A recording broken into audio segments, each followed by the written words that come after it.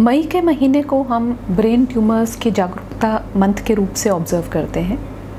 Brain tumours बहुत common नहीं होते हैं, पर इनके बारे में जानकारी रखना आवश्यक है। वो इसलिए क्योंकि ब्रेन ट्यूमर्स फील नहीं होते हैं तो ज़्यादातर बहुत ही देर से हमारे पास हॉस्पिटल में पहुंचते हैं, ऐसी स्टेज में जबकि जो ट्रीटमेंट के ऑप्शंस हैं वो लिमिटेड हो जाती हैं।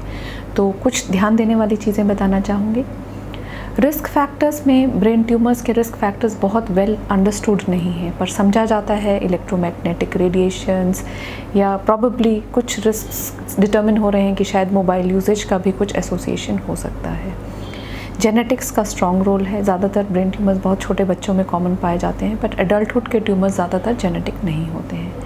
मेनली कुछ म्यूटेशंस ही रिस्पॉन्सिबल होती हैं ब्रेन ट्यूमर्स के लिए। केमिकल एक्सपोजर्स का ब्रेन ट्यूमर्स के साथ कोई स्ट्रॉन्ग एसोसिएशन नहीं पाया गया है। ज़्यादातर ब्रेन ट्यूमर्स या बहुत यंग एज या बहुत एल्डरली में होते हैं। ब्रेन ट्यूमर्स के पहचान चिन्ह बहुत ही सटल होते हैं और बहुत और बीमारियों से भी वैसे ही सिम्टम्स आते हैं, इसलिए कंफ्यूजिंग लगते हैं। तो commonest symptom which we see is headache, सर दर्द, खासकर जो कि ज़्यादा सुबह के टाइम अगर एहसास होता है तो वो ब्रेन ट्यूमर्स के कारण से हो सकता है, स्पेशली अगर उसके साथ उल्टी भी आ रहा है। वॉमिटिंग, चक्कर आना, दौरा पड़ना, शरीर के किसी हिस्से का लकवा, पैरालिसिस, वो ब्रेन ट्यूमर के कारण से हो सकता है। बहुत ज़्यादा सुस्ती आना, ड्राउजीनेस या बेहोश होकर गिर जाना भी कभी कभी ब्रेन ट्यूमर्स के प्रेजेंटिंग सिम्टम्स हो सकते हैं।